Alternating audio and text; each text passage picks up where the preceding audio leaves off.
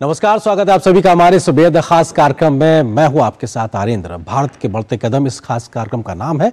देश के सभी इलाकों में संतुलित विकास हो और सभी लोगों को विकास का लाभ मिल सके। आजादी के बाद से लेकर अभी तक ये सबसे बड़ी चुनौतियों में से एक है। आजादी के 7 दशक से ज्यादा समय के बाद भी देश के ऐसे बहुत से इलाके या कहा जाए जिले हैं जहां उतना विकास नहीं हो पाया जितना अपेक्षित था। इसी गैप को पूरा करने के लिए प्रधानमंत्री नरेंद्र मोदी ने साल 2018 में देश में आकांक्षी जिला योजना कार्यक्रम की शुरुआत की। इसके तहत जहां बीते 5 वर्षों में विकास योजनाओं को तेजी से लागू किया गया है, तो वहीं आकांक्षी जिले अब बाकी जिलों के लिए भी विकास का एक उदाहरण बन रहे हैं। तो इस विशेष सीरीज में हम इन्हीं आकांक्षी जिलों की विकास यात्रा की कर रहे हैं पड़ताल। सीरीज के आज के इस खास कार्यक्रम अंक में हम महाराष्ट्र के आकांक्षी जिले नंदुरबार की विकास यात्रा को दिखाएंगे। और इस यात्रा की हम बात करें, हम हमारे साथ 2 खास मेहमान भी जुड़ेंगे, उनका परिचय आपसे कराते हैं। मेरे साथ में इस पूरे कार्यक्रम में जुड़ेंगी मनीषा खत्री जी, जो कि जिलाधिकारी हैं नंदुरबार की, और नंदुरबार में जो बदलाव आया उसके लिए एक बड़ा रोल आपका भी है। मैम, बहुत स्वागत है हमारे साथ जुड़ने के लिए। दूसरे खास मेहमान हमारे साथ डॉक्टर रूपल दलाल हैं, जो कि centre for technology alternatives for rural area CTARA IIT Bombay से जुड़ी हुई हैं। और इन्होंने और इनकी टीम ने नंदुरबार जैसे जो आकांक्षी जिले हैं वहां पर कैसे स्वास्थ्य और कुपोषण की समस्या से निपटा जाए उस पर विशेष काम किया है। आप दोनों का स्वागत है और आपके इस अनुभव को हम समझने की कोशिश भी करेंगे। लेकिन इससे पहले आप दोनों से हम बातचीत करें, हम देख लेते हैं ग्राउंड रिपोर्ट कि किस प्रकार से बीते 5 वर्षों में नंदुरबार में आकांक्षी जिला कार्यक्रम के तहत एक बड़ा बदलाव किया गया है। उत्तरी महाराष्ट्र के गुजरात की सीमा से लगता हुआ नंदुरबार जिला भौगोलिक रूप से बहुत ही दुर्गम इलाका है, जहां आजादी के बाद से विकास योजनाएं बहुत ही धीरे धीरे पहुंची हैं। लेकिन जब से नंदुरबार जिले को आकांक्षी जिला योजना में शामिल किया गया है, उसके बाद से विकास को एक नई रफ्तार मिली है। प्राकृतिक संसाधनों की कमी के चलते लोगों को यहाँ पर रोजगार नहीं मिलता था, जिसकी वजह से पलायन यहाँ की एक बड़ी समस्या थी। आकांक्षी जिला योजना के तहत यहाँ पर किसानों के लिए खेती को लाभ का व्यवसाय बनाया जा रहा है। तो स्ट्रॉबेरी जैसी कैश क्रॉप से किसानों की आय बढ़ाने पर तेजी से ध्यान दिया जा रहा है। हमने जो प्रोजेक्ट किए कुछ स्ट्रॉबेरी कल्टीवेशन के, ड्रैगन फ्रूट कल्टीवेशन के, या फिर और फार्मर्स के लिए, शेतकरी के लिए, किसान के लिए हमने जो कोई योजनाएं बनाई जिनसे उनका फॉरवर्ड और बैकवर्ड लिंकेज किया गया। उनका जो उत्पन्न आता था, जो भी प्रोड्यूस आता था, उसको हमने मार्केट में अच्छा रेट मिले, उसके लिए भी हमने कार्य कुछ ऐसे किए जिसकी वजह से इन किसानों की आय में वृद्धि हुई है। और इस वर्ष में मैंने नीति आयोग से मेरे को अनुदान मिला। इससे टिम्बक मंचिंग और ड्रिप इरिगेशन ऐसा करके मैंने इस बरस में मेरे को बहुत नफा पहले से अभी ज्यादा हो रहा है। जिन किसानों के पास जमीन है उनके लिए खेती के बीज, पानी, वित्तीय मदद से लेकर हर संभव मदद पहुंचाई जा रही है। तो वहीं भूमिहीन किसानों और मजदूरों के लिए भी मनरेगा जैसी योजनाओं के माध्यम से काम उपलब्ध कराकर पलायन को रोका जा रहा है।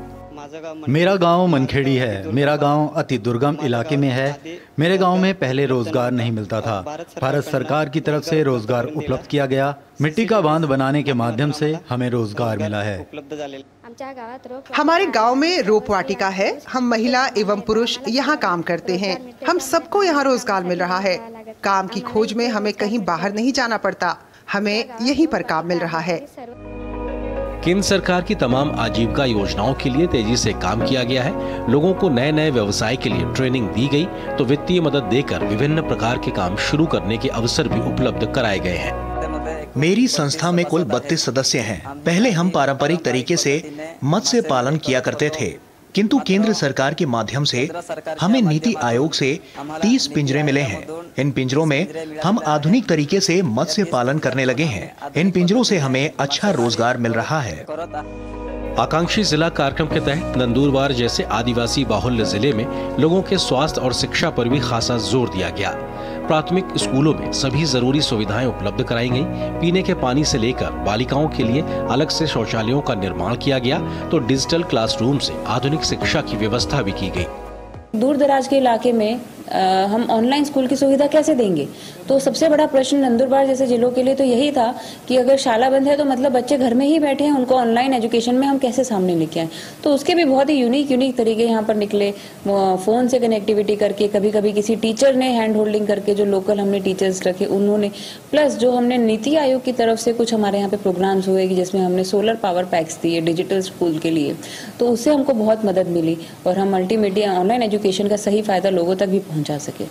हमें डिजिटल क्लास में सभी शिक्षा मिलती है। हमें गणित, अंग्रेजी, सामान्य विज्ञान, इन सभी विषयों में शिक्षा मिलती है। हमें पढ़ाई जल्दी ध्यान में आ जाती है। इसका हम बहुत बहुत आनंद लेते हैं। नंदुरबार में आदिवासी बच्चों के लिए केंद्र सरकार की ओर से एकलव्य आदिवासी मॉडर्न स्कूल खोले गए हैं, जहां न सिर्फ रहने के लिए आधुनिक सुविधाओं का इंतजाम किया गया है, बल्कि आधुनिक शिक्षा के लिए सभी प्रकार के प्रकल्प उपलब्ध कराए गए हैं। मेरे स्कूल में बहुत सारे फैसिलिटीज है, जैसे कि हमारे यहाँ विज्ञान के लिए science lab, physics lab, chemistry lab, ऐसे अलग अलग लैब्स हैं, जिसमें हम एक्सपेरिमेंट करने के लिए हमें हमारे टीचर्स लेके जाते हैं। नंदुरबार जिले की स्वास्थ्य की हालत सुधारने के लिए जहां स्वास्थ्य सुविधाओं को सुदूर ग्रामीण इलाकों तक पहुंचाया गया, तो बच्चों और महिलाओं के स्वास्थ्य और पोषण के लिए भी विशेष प्रयास किए गए। जो कुपोषित बच्चों का प्रमाण है वो बहुत कम सामने निकल के आया है। बहुत अच्छे से हमने उसका स्क्रीनिंग किया, उसके बाद भी काफ़ी कम, करीब 50% का उसमें जो है वो कमी आई है। अभी जो हॉस्पिटल में जन्म होने का प्रमाण है बच्चों का, वो हमारा 55% से बढ़ के करीब 90% पहुंच चुका है। हम रोज आंगनबाड़ी में आते हैं। हमें यहाँ हर रोज पका हुआ खाना मिलता है। दाल, चावल, रोटी, सब्जी, अंडे, खजूर सब मिलता है। हम सभी यहाँ खाना खाते हैं। मैं जब गर्भवती थी तब से मैं यहाँ आ रही हूँ। मेरा अब 3 महीने का बच्चा है। मेरे बच्चे का वजन 4 किलो है। कृषि, रोजगार, शिक्षा, स्वास्थ्य, पोषण समेत आकांक्षी जिला कार्यक्रम के तहत वित्तीय समावेशन पर भी फोकस किया गया, जिसके तहत सामाजिक आर्थिक योजनाओं के लिए लाभार्थियों तक न सिर्फ उनका हक पहुंचाया गया, बल्कि ग्रामीण इलाकों तक बैंकिंग और डिजिटल कनेक्टिविटी पहुंचाकर लोगों की जिंदगी को आसान बनाया गया है। नंदुरबार से जगदीश जायसवाल के साथ ब्यूरो रिपोर्ट, टीटी न्यूज। तो देखा आपने आकांक्षी जिला नंदुरबार में किस प्रकार से एक बदलाव की एक बयार बीते 5 वर्षों में देखने को मिली। दो खास मेहमान लगातार हमारे साथ बने हुए हैं, नंदुरबार की जिलाधिकारी मनीषा खत्री जी, इसके अलावा डॉक्टर रूपा दयाल जी जो कि IIT बॉम्बे से। आप दोनों का एक बार फिर से स्वागत। मनीषा जी, सवाल यही कि बीते 5 वर्षों में जो बदलाव लाके आपने जमीन पे दिखाया है, क्या सबसे बड़ी चुनौतियां रही हैं इस बदलाव को लेकर आने में? जी, सबसे बड़ी चुनौती जो मेरे जिले में देखी गई, एक है एक्सेसिबिलिटी का प्रॉब्लम, क्योंकि ये एक पहाड़ी इलाका है, इधर सातपुड़ा की घाटियां हैं चारों तरफ, तो जो बहुत दूर दराज के इलाके हैं। एक गांव 10 पहाड़ों में बटा हुआ है। एक पहाड़े में कुछ 20-25 घर होते हैं जो किसी एक पहाड़ पर होंगे स्थित। तो वहां पर जाना, वहां पर एक्सेसिबिलिटी हेल्थ सर्विसेज पहुंचाना, तो वो बहुत मुश्किल एक काम है हमारे लिए, जो अभी भी हम उस मुश्किल से गुजरते हैं। और उसके साथ ही क्योंकि लोकल एम्प्लॉयमेंट अपॉर्चुनिटीज इतनी अवेलेबल नहीं है, लोकल लेवल पर हमको इतना रोजगार नहीं मिलता है, तो लोगों का पलायन जो होता है, तो पलायन होने के कारण जो स्कीम्स का बेनिफिट लोगों तक पहुंचना चाहिए, तो 4 से 5 महीने जब वो जिले में नहीं रहते, तो वो स्कीम्स का बेनिफिट उन तक नहीं पहुंचता है। वो किसी भी प्रकार की स्कीम हो, एजुकेशन हो, हेल्थ हो, या एग्रीकल्चर में भी, जैसे अगर कहें तो सिर्फ मानसून के दौरान इधर लोग खेती करते हैं, फिर वो बाहर चले जाते हैं, तो इनकम जो है वो बहुत कम होने के कारण भी बहुत सारे चैलेंजेस हमने इधर देखे हैं। जी, डॉक्टर रूपल, आपको लगता है कि जब हम बात करते हैं नंदुरबार जैसे जिलों की, जो खास करके एक तरीके से आदिवासी इलाके में भी एक शामिल किया जाता है, देश में कुपोषण को लेकर एक बड़ा अभियान चल रहा है, ऐसे में इस प्रकार के सुदूर इलाकों में कुपोषण को लेकर अभियान को चलाना क्यों जरूरी है और इस प्रकार के अभियान से कितना फायदा मिलता नजर आता है? वो क्या चीजें आप कैसे देखती हैं इसको आप? थैंक यू आयेंद्र जी। एक तो हम लोग बहुत लकी है कि भारत सरकार इतना सारा पैसा कुपोषण के लिए, एक्चुअली बच्चों के लिए दे आर फंडिंग।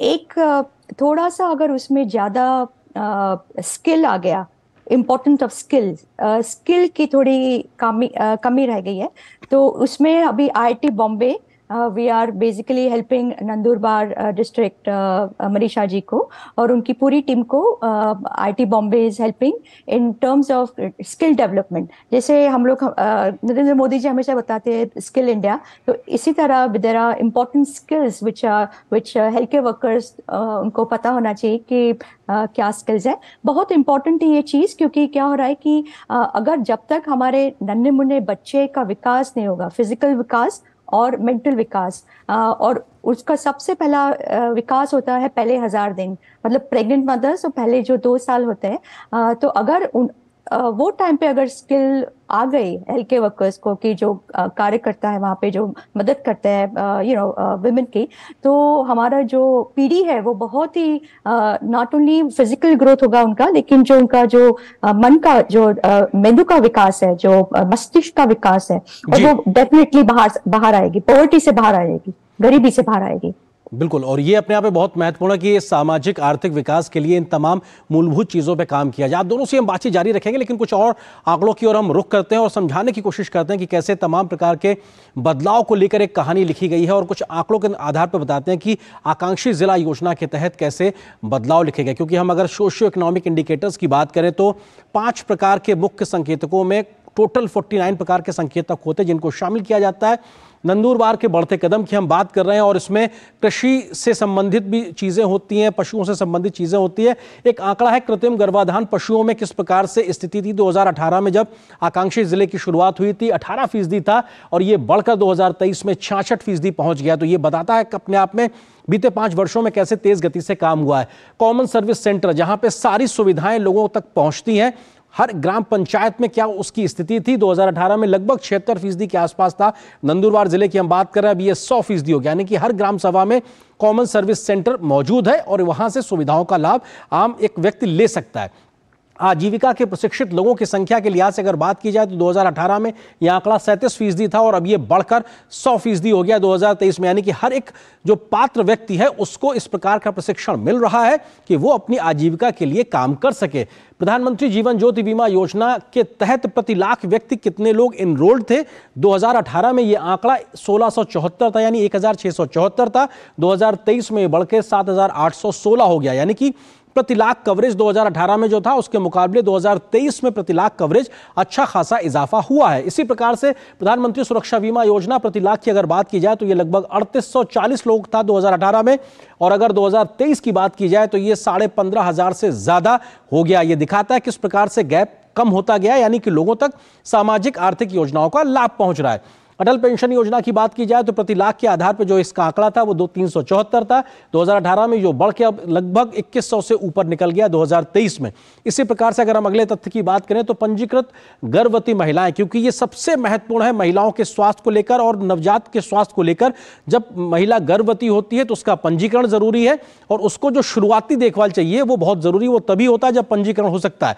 2018 में ये लगभग 60% से भी कम था, और 2023 की अगर बात की जाए तो ये 86% से ज्यादा निकल चुका है आगे। ये अपने आप में बहुत महत्वपूर्ण इंडिकेटर होता है। बच्चों के टीकाकरण की अगर बात की जाए तो इसमें 55% 2018 में आंकड़ा था, अगर 2023 की बात की जाए तो लगभग सैचुरेशन पॉइंट 99% से आगे निकलता हुआ दिखाई पड़ रहा है, यानी कि 100% के आसपास पहुंच रहा है। एनीमिया से ग्रस्त महिलाएं, जो गर्भवती महिलाएं थी, उनको कितना इलाज मिल पा रहा है, वो आंकड़ा 2018 में 60% के आसपास था, जो बढ़कर 94% हो गया, यानी कि कमोबेश हर महिला जिसको जरूरत है उस तक इलाज भी पहुंच पा रहा है। लिंगानुपात की बात की जाए, सेक्स रेशियो की जो हम बात करते हैं, बच्चे और बेटी और बेटे के अनुपात की जो बात करते हैं, 928 था 2018 में आंकड़ा नंदुरबार जिले की, और 2023 की बात की जाए तो ये 985 हो गया। ये अच्छा खासा गैप कम हुआ है, ये दिखाता है बढ़ते हुए आंकड़ों के लिहाज से। संस्थागत प्रसव, यानी कि जो प्रसव अस्पतालों में होते हैं उसकी संख्या 2018 में 56% थी, और 2023 में यह बढ़कर 83% से ज्यादा होती हुई दिखाई पड़ रही है।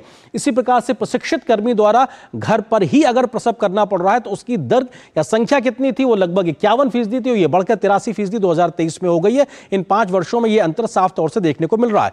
कुपोषित बच्चों की संख्या जो कि 6 वर्ष से कम है, उनकी संख्या 2018 में 4000 से ऊपर थी, जो कि घटी है और घटकर 2093 रह गई। यानी कि ये अपने आप में बताता है कि जो कुपोषित बच्चे जो उस वक्त 2018 में हुआ करते थे उसके मुकाबले ये संख्या घटी है। यानी कि लगातार ये वो सोशियो इकोनॉमिक इंडिकेटर्स हैं जो बताते हैं कि बीते 5 वर्षों में किस प्रकार से नंदुरबार ने सफलता के आयाम को छूने के लिए तमाम महत्वपूर्ण पहल की। एक छोटे से ब्रेक के लिए रुकते हैं। 2 खास मेहमान हमारे साथ लगातार बने हुए, उनसे ये चर्चा जारी रखेंगे छोटे से ब्रेक के बाद।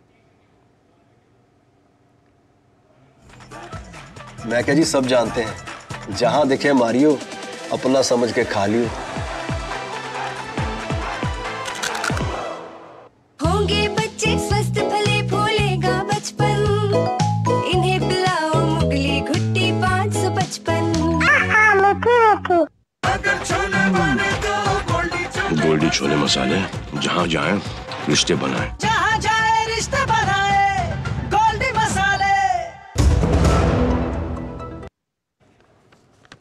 और ब्रेक के बाद आप सभी का एक बार फिर से स्वागत है। दो खास मेहमान हमारे साथ बने हुए, मनीषा खत्री जी, डॉक्टर रूपल दलाल जी हमारे साथ बनी हुई हैं।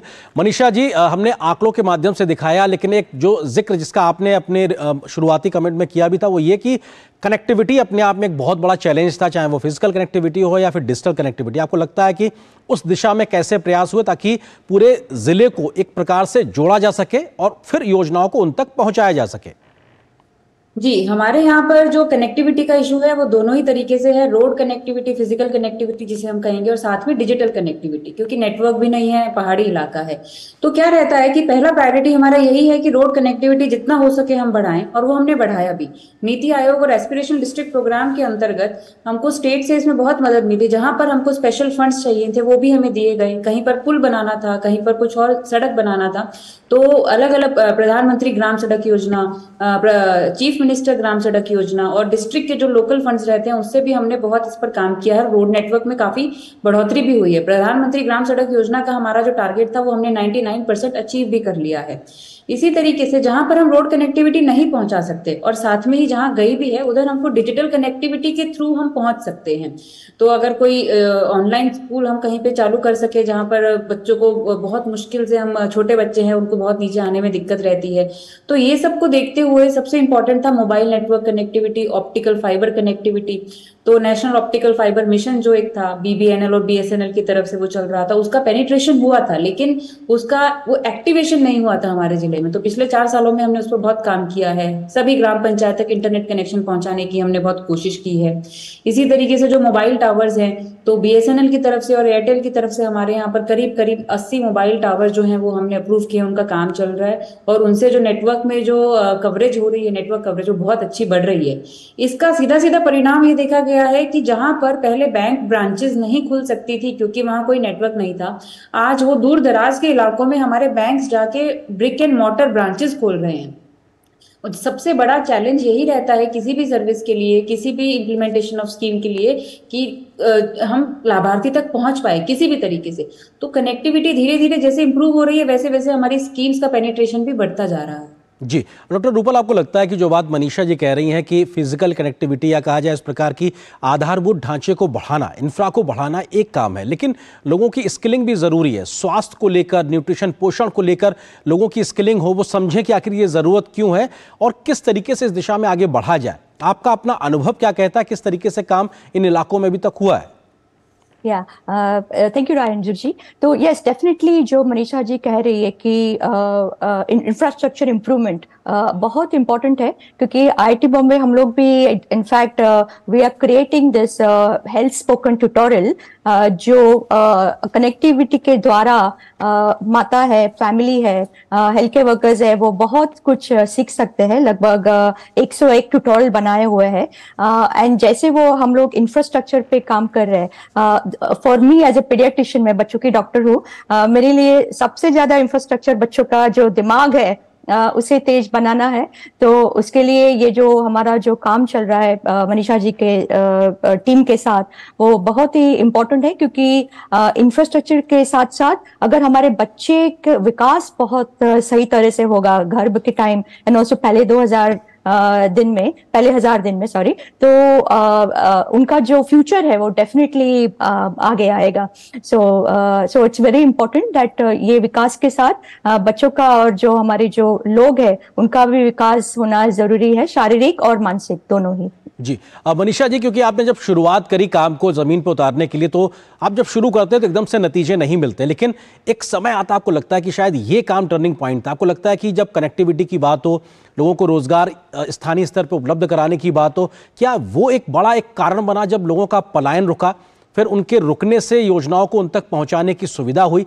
किस तरह से आप इसको देखती हैं कि पलायन रोकना, रोजगार देना, फिर लोगों तक बात अपनी पहुंचाना, क्या ये एक बड़ा कारण रहा आपको लगता है कि जब आप नतीजों को बेहतरी से जमीन पर उतार पा रहे हैं? जी, जैसे हमने बताया कि सबसे बड़ा चैलेंज भी पलायन है, और पलायन के पीछे जो कारण है वो समझना बहुत जरूरी है, क्योंकि कोई भी अगर हमारी समस्या है, वो आरोग्य की समस्या है, स्वास्थ्य की समस्या है या एजुकेशन की समस्या है, वो पलायन से ही जुड़ी हुई है। अगर लोगों का पलायन नहीं होगा तो वो लोग गांव में रहेंगे, पूरा वर्ष गांव में रहेंगे, पूरा वर्ष उनके बच्चे स्कूल में जाएंगे, पूरा वर्ष उनको जो है राशन मिलेगा, पूरा वर्ष वो बच्चे आंगनबाड़ी में जाके पौष्टिक खाना खा पाएंगे। लेकिन अगर उनका पलायन होता है तो 4 से 5 महीने वो जिले से बाहर रहते हैं, वो कहीं खेत में किसी किसान के खेत में मजदूरी का काम करते हैं, तो वो किसी ऐसे झोपड़ी में रहते हैं, उधर उनको कुछ फैसिलिटीज नहीं मिल पाती। तो इसीलिए सबसे ज्यादा जरूरी जो हमको इसमें लगा वो यही है कि हम किस तरीके से पलायन को कम करें। उसका सबसे बेस्ट तरीका यही रहता है कि पहला तो हम उनके इनकम में कैसे वृद्धि करें, उनकी जो आय है उसमें कैसे वृद्धि करें। अब नंदुरबार जैसा जिला है, वहाँ कोई इंडस्ट्रीज बहुत ज्यादा नहीं है, तो वहाँ एग्रीकल्चर डिपेंडेंट है, सब कुछ जो है कृषि प्राधान्य हमारा जिला है। तो कृषि की जो मतलब किसान की जो इनकम है उसको हम डबल कैसे करें, जो एक हमारे माननीय प्रधानमंत्री जी का भी विजन है कि डबलिंग ऑफ फार्मर्स इनकम होना चाहिए। तो उसके हमने कुछ एग्जाम्पल सेट किए, और वो भी हमने बहुत ही भौगोलिक और जो लोकल परिस्थिति को देख के हमने किया कि इस जगह पर हम क्या कर सकते हैं। जैसे जो हमने जहां पर स्ट्रॉबेरी कल्टीवेशन का भी हमने देखा पीछे भी, तो उधर जहां पे काम किया गया है वो पहाड़ी इलाका था, वो एकदम परफेक्ट इलाका था जहां पे की स्ट्रॉबेरी बहुत अच्छे से की जा सकती है, और हमारी बहुत अच्छी क्वालिटी की स्ट्रॉबेरीज उधर से निकल के आती हैं। उसके लिए हमने उनको कोल्ड स्टोरेज दिया, फॉरवर्ड लिंकेज कराया। इसी तरीके से जहां पर इरिगेशन बढ़ा के हम लोग प्रोडक्टिविटी बढ़ा सकते हैं, हमने वैसा भी काम किया। जहां पानी का कमी नहीं था तो लिफ्ट इरिगेशन स्कीम्स के थ्रू हमने थोड़ा काम किया।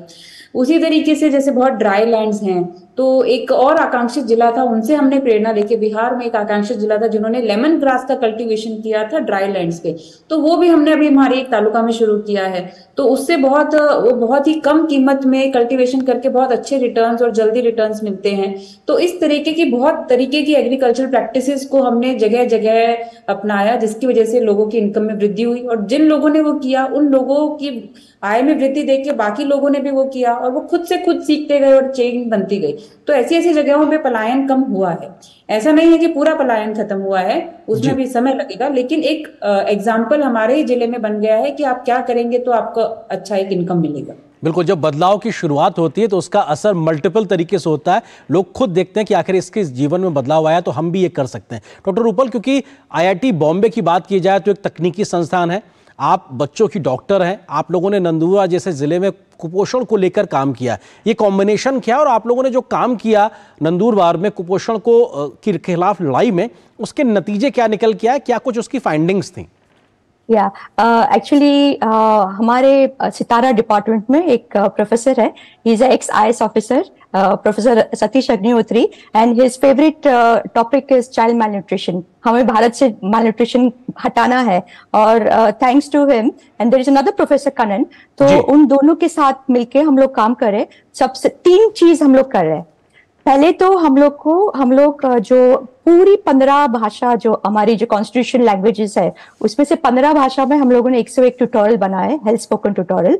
अभी नंदुरबार की जो 5 लैंग्वेजेस है, जो ट्राइबल लैंग्वेजेस बोलते हैं, उसमें भी ये ट्यूटोरियल्स हम लोग ट्रांसलेट करना हम लोगों ने चालू कर दिया है।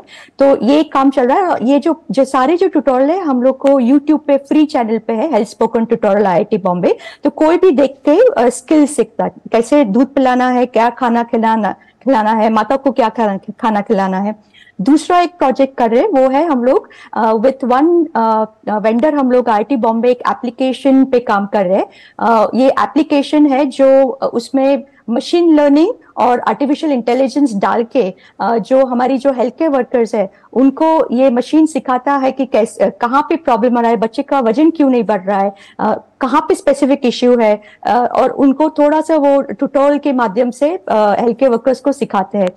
तीसरा एक चीज हम लोग जो कर रहे हैं कि हमारे सितारा के जो स्टूडेंट्स हैं, वो जो हमारे जो पोषण ट्रैकर के डेटा आता है, जो हमारा जो भारत का पूरा डेटा आता है, हम लोग एनालिसिस करके गवर्नमेंट को सलाह देते हैं कि कहाँ पे प्रॉब्लम है, क्या इश्यू है, कहाँ पे फोकस कर सकते हैं। तो इस तरह बहुत सारे डिपार्टमेंट के साथ मैं काम, आई कैन से कि मैं एक ब्रिज हूँ, medical world, engineering world and tribal aspirational district. So ये पूरा तीनों को साथ में लेके we are basically working as a bridge.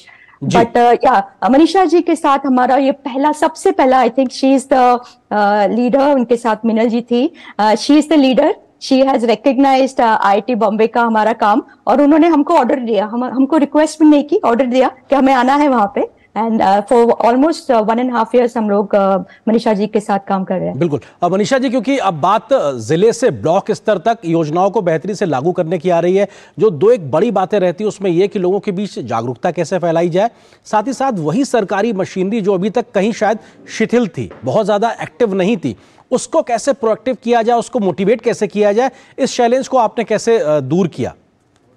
जी, सबसे पहले तो लोगों में जो जागरूकता की बात आती है उसके लिए तो एक तरीके का हमें जन आंदोलन ही करना पड़ता है। तो कुछ भी स्कीम रही, कुछ भी रहा, तो लोगों के थ्रू जब एग्जाम्पल बन के एक मैसेज जाता है, जैसे मैंने बताया कि एक किसान को जब स्ट्रॉबेरी में 4 लाख का मुनाफा हुआ 1 एकड़ में, तो अपने आप 100 से ज्यादा किसान अपने आप इच्छुक थे, हमारे पास आए कि हमको बताओ क्या करना है, हमें करना चाहते हैं। इसी तरीके से जब एक माता के बच्चे का जो वजन था वो बहुत अच्छे से बढ़ा, उसका एक हमने उसको अवार्ड वगैरह दिया, उसको दिखाया कि देखिए बच्चों का इतना भी वजन बढ़ सकता है, ये आप ही के गाँव की, आप ही के बीच की एक महिला है। तो बाकी माताओं को भी लगा कि हमारे बच्चे कमजोर हैं तो हम अपने बच्चों के लिए क्या करें। तो जो एक वो श्रृंखला बन जाती है ना, एक से एक बढ़ के आगे बढ़ता जाता है, तो एक तरीके का जन आंदोलन होता है। और इसको हमने फैसिलिटेट किया IIT की मदद से, टेक्नोलॉजी की मदद से, कि जो लोकल हमारे यहाँ पर जो ट्राइबल भाषाएं हैं, 6 भाषाएं हैं, अहिरानी, भीली और भी बहुत हैं, तो उसमें उनको वीडियोस दिए और वो हमने सोशल मीडिया पे एक तरीके से ग्रुप्स पे वायरल किए, यूट्यूब पे उनको दिया, तो उससे बहुत इम्पैक्ट हमको एक देखने को मिला।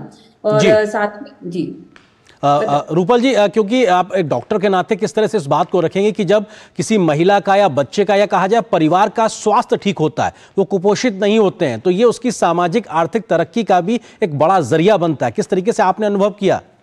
नहीं, ये बिल्कुल सही बता रहे हैं मनीषा जी। इनफैक्ट 3 चीज पे हमें फोकस करनी है, ठीक है। सबसे पहले प्रेगनेंसी में प्रोटीन और प्रकार 1 और प्रकार 2, वैसे अलग अलग न्यूट्रिएंट्स होते हैं, पोषक तत्व होते हैं, तो उन पे फोकस करना है, प्रोटीन पे बहुत ज्यादा फोकस करना है। दूसरा, एक प्रसूति के बाद तुरंत ही अलग अलग ब्रेस्ट फीडिंग टेक्निक्स होती है, उसमें क्रॉस क्रेडल होल्ड जो, और उसके साथ 45 बिंदु पे IIT बॉम्बे ने बहुत रिसर्च किया हुआ है, तो उससे बच्चों का वजन 40 से 50 ग्राम बढ़ रहा है, और ये हम लोगों ने नंदुरबार में दिखाया हुआ है। तीसरा है 5.5 से 6 महीने के बच्चे को पूरक आहार, मतलब 6 महीने के बाद एक्चुअली पूरक आहार में प्रोटीन की मात्रा और प्रकार 2 के जो न्यूट्रिएंट्स है, जो विकास के तत्व बोलते हैं, तो उस पे हम लोगों ने बहुत फोकस किया। तो अगर इतने, और दूसरा क्या है, दूसरा मनीषा जी भी जानती है कि हम लोग अभी अडल्ट न्यूट्रिशन पे बहुत फोकस कर रहे हैं, क्योंकि क्या हो रहा है कि हम लोग को बच्चे को बढ़ाना है, मतलब वजन बढ़ाना, लेकिन ऐसा मोटापा नहीं करना है, ठीक है। और ये मोटापा का बहुत बड़ा प्रॉब्लम अभी नॉट ओनली अर्बन एरिया में, लेकिन एस्पिरेशनल डिस्ट्रिक्ट में भी बहुत है। न्यूट्रिशन इस तरीके से बैलेंस डाइट के तहत आगे बढ़े, क्योंकि वक्त खत्म हो रहा है। एक फाइनल कमेंट मनीषा जी आपसे समझना चाहेंगे, क्योंकि आप आकांक्षी जिला इस पूरे कार्यक्रम को लेकर प्रधानमंत्री मोदी की सोच को कैसे देखते हैं, और आपको लगता है कि जिस तरीके से इस पूरे कार्यक्रम को आगे चलाया जा रहा है, ये एक बड़ा बदलाव की कहानी लिखता दिखाई पड़ रहा है? मनीषा जी जी, तो जो आकांक्षित जिला कार्यक्रम था, अभी इसको आकांक्षित ब्लॉक कार्यक्रम में भी कन्वर्ट कर दिया गया है, और इसमें सबसे बड़ा जो रोल और जो लीडरशिप हमें दी है वो माननीय प्रधानमंत्री जी ने दी है। समय समय पर माननीय प्रधानमंत्री जी ने हम सबसे बात की है, सभी कलेक्टर से, सभी ऑफिशियल से, हमारे यहाँ पर जो सरपंच और लोकल रिप्रेजेंटेटिव्स हैं उनसे बात की है, हमारा मनोबल भी बढ़ाया है, और कभी हमसे मिले भी हैं, हम मुलाकात भी की है बहुत बार लोगों से। तो इसकी वजह से क्या रहता है कि उनका जो विजन है वो बहुत ही क्लियर है कि आपको भी बाकी जो हमारे भारत के जो विकसित जिले हैं उनके साथ बराबर खड़े रहना है। हम आपको और आपकी आकांक्षाएं पूरी होते हुए देखना चाहते हैं, और उसका पूरी टीम पे जो मनोबल बढ़ा है उनके मैसेज से, तो वो तो अब सबको दिख ही रहा है। बिल्कुल, और शायद उसी का नतीजा है कि बड़े बदलाव साफ तौर पे आकांक्षी जिलों में दिखाई पड़ रहा है। फिलहाल वक्त इतनी ही अनुमति दे रहा है। आप दोनों का बहुत बहुत शुक्रिया। मनीषा खत्री जी आपका हमारे साथ जुड़ने के लिए, डॉक्टर रूपल दलाल आपका हमारे साथ जुड़ने के लिए बहुत बहुत शुक्रिया। तो इस विशेष कार्यक्रम भारत के बढ़ते कदम के आज के इस अंक में बस इतना ही। तो आपने देखा महाराष्ट्र के नंदुरबार में कैसे बदलाव को जमीन पे लाया गया है, विकास की एक नई कहानी दिखाई पड़ रही है। अगले एपिसोड में किसी और जनपद की दिखाएंगे आपको कहानी। फिलहाल आज बस इतना ही। DD न्यूज़ पे खबरों का सफर लगातार जारी है। नमस्कार।